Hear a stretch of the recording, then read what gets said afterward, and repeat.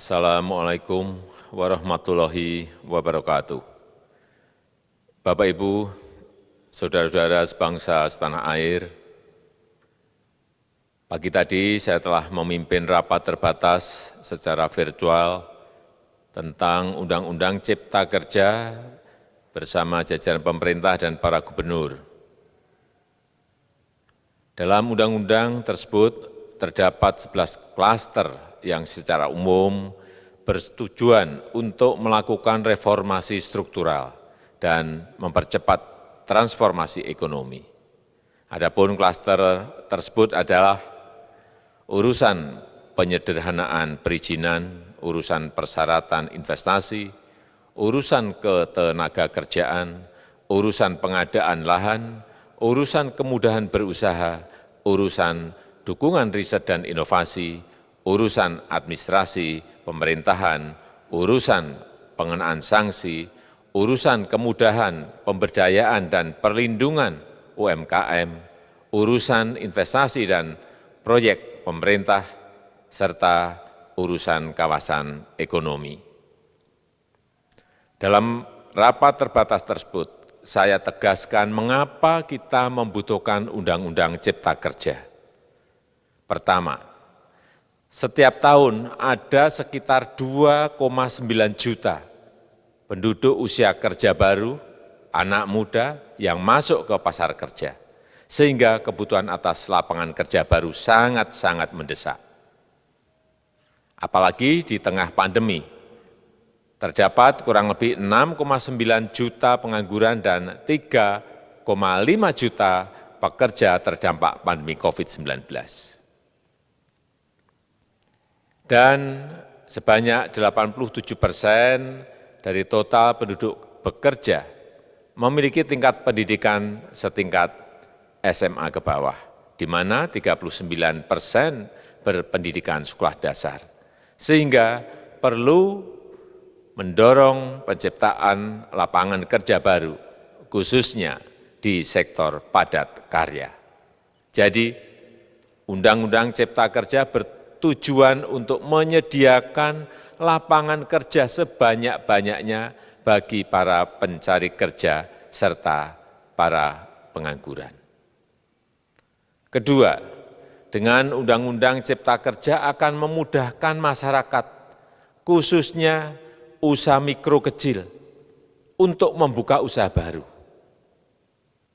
Regulasi yang tumpang tindih dan prosedur yang rumit dipangkas. Perizinan usaha untuk usaha mikro kecil (UMK) tidak diperlukan lagi, hanya pendaftaran saja. Sangat simpel. Pembentukan PT atau perseroan terbatas juga dipermudah. Tidak ada lagi pembatasan modal minimum. Pembentukan koperasi juga dipermudah. Jumlahnya hanya 9 orang saja. Koperasi sudah bisa dibentuk. Kita harapkan akan semakin banyak koperasi-koperasi di tanah air. UMK, usaha mikro kecil yang bergerak di sektor makanan dan minuman, sertifikasi halalnya dibiayai pemerintah, artinya gratis. Izin kapal nelayan penangkap ikan misalnya, hanya ke unit kerja Kementerian KKP saja. Kalau sebelumnya harus mengajukan ke Kementerian KKP, Kementerian Perhubungan, dan instansi-instansi yang lain. Sekarang ini cukup dari unit di Kementerian KKP saja.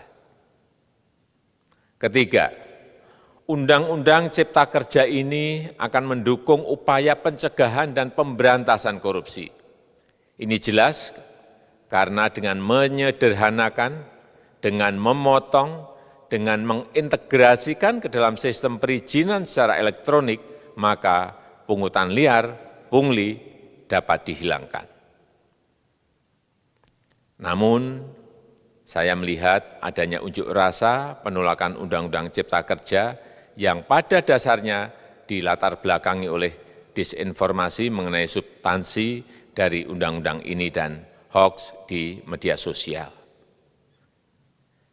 Saya ambil contoh, ada informasi yang menyebut tentang penghapusan UMP, upah minimum provinsi, UMK, upah minimum kota kabupaten, UMSP, upah minimum sektoral provinsi.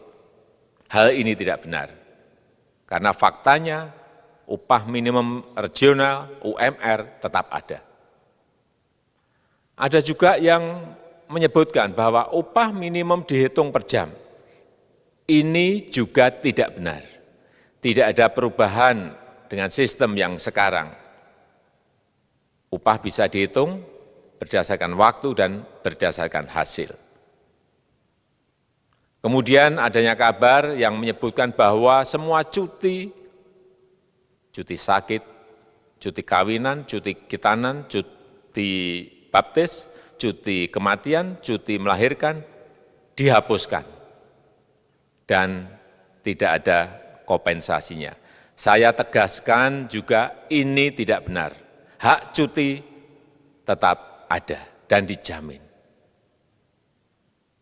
Kemudian apakah perusahaan bisa mem-PHK kapanpun secara sepihak? Ini juga tidak benar. Yang benar, perusahaan tidak bisa mem-PHK secara sepihak. Kemudian juga pertanyaan mengenai benarkah jaminan sosial dan kesejahteraan lainnya hilang. Yang benar, jaminan sosial tetap ada. Yang juga sering diberitakan tidak benar adalah mengenai dihapusnya AMDAL, analisis mengenai dampak lingkungan. Itu juga tidak benar. AMDAL tetap ada. Bagi industri besar harus studi AMDAL yang ketat. Tetapi bagi UMKM lebih ditekankan pada pendampingan dan pengawasan. Ada juga berita mengenai Undang-Undang Cipta Kerja ini mendorong komersialisasi pendidikan. Ini juga tidak benar. Karena yang diatur hanyalah pendidikan formal di kawasan ekonomi khusus, di KEK. Sedangkan perizinan pendidikan tidak diatur di dalam Undang-Undang Cipta Kerja ini. Apalagi perizinan untuk pendidikan di pondok pesantren. Itu tidak diatur sama sekali dalam Undang-Undang Cipta Kerja ini. Dan aturannya yang selama ini ada tetap berlaku. Kemudian diberitakan bahwa keberadaan bank tanah. Bank tanah ini diperlukan untuk menjamin kepentingan umum, kepentingan sosial, kepentingan pembangunan nasional, pemerataan ekonomi, dan konsolidasi lahan serta reforma agraria. Ini sangat penting untuk menjamin akses masyarakat terhadap kepemilikan tanah, kepemilikan lahan, dan kita selama ini tidak memiliki bank tanah.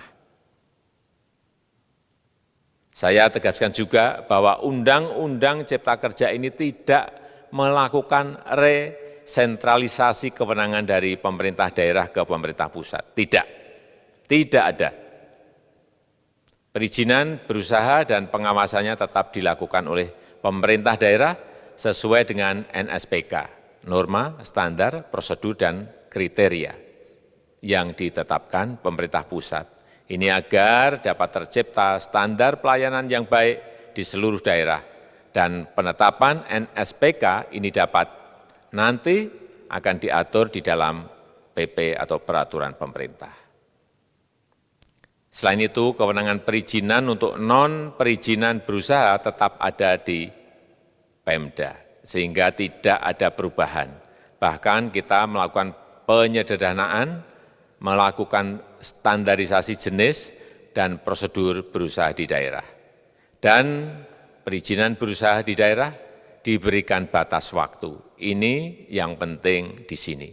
Jadi ada service level of agreement. Permohonan perizinan dianggap disetujui bila batas waktu telah terlewati.